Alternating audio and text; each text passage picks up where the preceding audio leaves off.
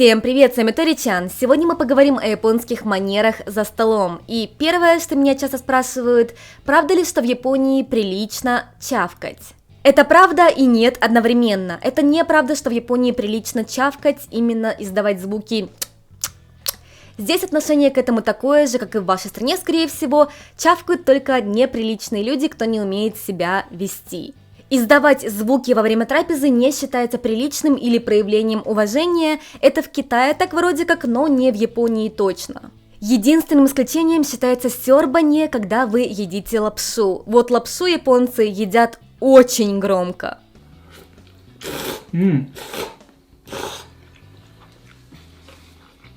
По этому звуку можно найти ближайший рамен-ресторан, реально. Это касается только лапши, сёрбать, когда вы пьете суп или чай, считается неприличным. Так почему же лапша исключение? Дело в том, что по-другому правильно и вкусно есть лапшу просто не получится. Например, рамен. Рамен нужно есть, как только его подали, еще очень горячим. Если ждать, пока он остынет, лапша слипнется и будет уже не так вкусно. Поэтому рамен не жуют, когда его едят, а именно всасывают вместе с воздухом, за счет чего рамен остывает и вы не обжигаете себе лицо и губы. Плюс такой способ поедания лапши очень быстрый, а чем быстрее вы едите рамен, тем лучше, иначе он начинает склеиваться в супе. Также, поскольку рамен это лапша с супом, суп, конечно, можно пить ложкой или допивать в конце, но этого не нужно делать, если вы едите правильно, как японцы, потому что когда вы сёрбаете, всасываете лапшу, суп вместе с ней тоже всасывается. Это касается не только рамена, но и других видов лапши. Например, гречневую лапшу соба тоже очень агрессивно всасывают. У лапши соба очень приятный гречневый запах, и считается, что только всасывая лапшу вместе с воздухом, можно до конца насладиться этим ароматом. Такой громкий способ поедания лапши – это не какая-то обязательная манера, которую нужно соблюдать, но если вы так не делаете, будьте готовы к тому, что если вы пойдете с друзьями-японцами есть рамен, вы доедите позже всех, и все будут вас ждать. Меня лично всегда все ждут. Второе. Говорить с набитым ртом не считается чем-то неприличным. В Японии считается нормальным разговаривать во время трапезы, и нет такого, как у нас, вначале дожуй, а потом уже говори. Конечно, предпочтительнее не говорить с набитым ртом, но если японца спросили что-то, когда он жевал, то он прикроет рот рукой и ответит на вопрос, а потом дожует и еще раз нормально ответит. Это не какое-то писанное правило, это скорее как проявление уважения к спрашивающим, что вот, твой вопрос у меня в приоритете больше, чем моя еда. Также часто можно видеть японцев, кто только откусив кусочек еды и еще его не проживав, сразу начинает нахваливать вкус еды.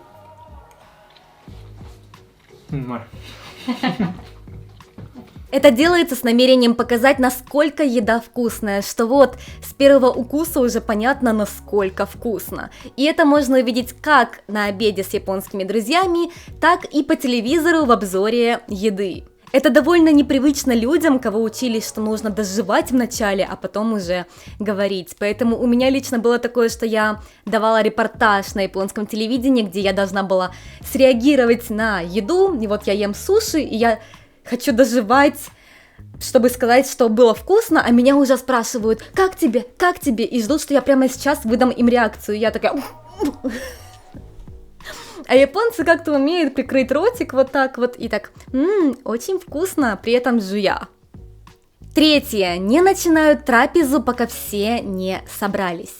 Исключением, конечно же, являются семьи, которые не ужинают вместе по той или иной причине, но обычно дома все собираются вначале за столом, говорят «итадакимас», приятного аппетита, это не молитва, это просто приятного аппетита, спасибо за еду, и только потом начинают трапезу все вместе. Это касается и походов в кафе с друзьями. Если вашим друзьям принесли еду, а вам еще нет, то они будут ждать, пока вам тоже еду принесут. Можно сказать «сакини дозо», ешьте первыми, или «осакини», я начну первый, но обычно ждут, пока у всех еда соберется. Да, так делают не только в Японии, но в Японии это просто очень бросается в глаза, потому что это касается не только трапезы и еды, но и тостов первых. Например, если вы на корпоративной вечеринке от своей фирмы, то будут ждать, пока все не соберутся, чтобы сделать первый тост. Поэтому считается очень неприличным опаздывать на вечеринку, потому что все будут ждать одного человека. Четвертое, нельзя ставить локти на стол, так же, как и в других многих странах, что очень интересно, ведь культура еды и еда совершенно разная, при этом правила одинаковые насчет локтей. Пятое, куча правил, как нельзя есть палочками. Куча. Нельзя накалывать палочками еду, нельзя передавать из палочек в палочки еду, нельзя с кем-то одновременно дотрагиваться до одного куска еды, нельзя палочками на что-то или на кого-то указывать, нельзя не есть еду, которую ты уже схватил палочками, то есть нельзя ее возвращать назад, нельзя вкалывать палочки в рис и так далее. Так много запретов касательно палочек, потому что первое, так есть некрасиво, и второе, некоторые такие вещи делают на похоронах, что считается, если вы делаете это же в обычной жизни, к плохой удаче, и так делать лучше не стоит. Например, из палочек в палочки передают кости, которые сожгли кости умершего человека на похоронах между родственниками, такая вот есть традиция. Палочками берут кости и передают по кругу.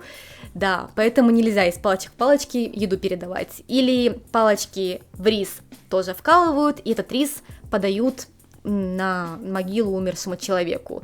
Поэтому у всего есть свой смысл.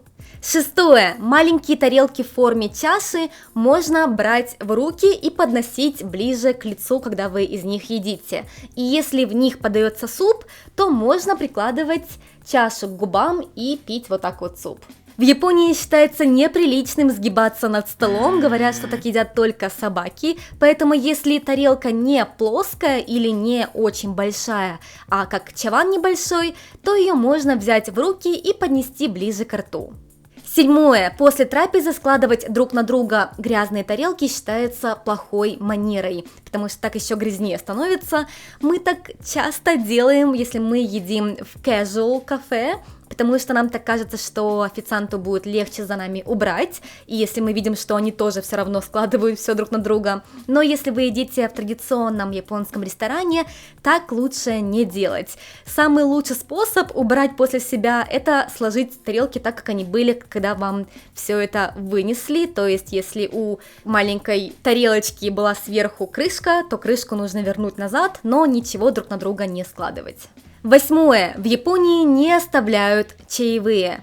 Да, это правда, что в Японии не принято давать чаевые. Не то, что это плохая манера, и официант будет оскорблен, что вы ему чаевые оставили. Просто в Японии нет такой системы, и официант просто не будет знать, что делать с этими деньгами. Это обусловлено сугубо тем, что в Японии просто другая система оплаты. Здесь не оплачивают за столом, как обычно, да, вы деньги оставили и типа сдача вам и ушли. Нет, в Японии вам дают чек, и вы оплачиваете за кассы чаще всего. Конечно, есть места, где оплачивают за столом, но их меньшинство. А так вы идете на кассу, где кассир, и это чаще всего не официант, который вас обслуживал. Поэтому вы платите ровно ту сумму, которую вас просят. Вам не нужно платить чаевые.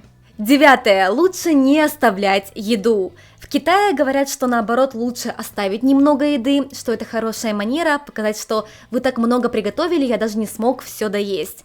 Но не в Японии. Здесь нужно доесть, желательно, если вы можете, все, что вам подали. В Японии издавна очень уважительно относятся к еде, ее было трудно достать раньше, и считалось, что в каждой крупинке риса живет Бог, что весь рис, что у нас на полях, это благодаря тому, что боги помогают нам его возрастить, и ни в коем случае нельзя оставлять еду ни одной рисинки, ее нужно съесть до конца. Поэтому оставлять еду в Японии неприлично. Конечно, если вы переели и вас не влазит, то уже сёганай, что поделать, но желательно съесть все. И десятое, в Японии не принято забирать с собой еду в ресторане. Да, не принято оставлять еду, но если не доел, то забрать ее тоже не принято. Я довольно часто хожу по разным кафе и ни разу не видела ни одного японца, кто просил бы завернуть его еду с собой. Конечно, можно попытаться попросить, но также много ресторанов просто отказывается это делать из соображений опасности пищевого отравления. Даже если вы вернетесь домой и съедите их еду через 3 дня по своей воле, и это, по идее, ваша ошибка, если вы отравитесь, то все равно ресторан за это считает себя ответственным, поэтому они не хотят, чтобы люди ели еду их дома. Раньше это касалось даже обычного тейк-аут, еды с собой, но в последние пару лет из-за короны, конечно же, многие рестораны вынуждены делать тейк-аут, поэтому теперь у нас больше возможности брать еду с собой, но остатки еды все еще я не видела ни одного человека, кто забирал бы с собой в Японии. Это были японские манеры за столом, а есть ли в вашей стране какие-то необычные манеры? Жду ваших комментариев. Увидимся еще, всем пока!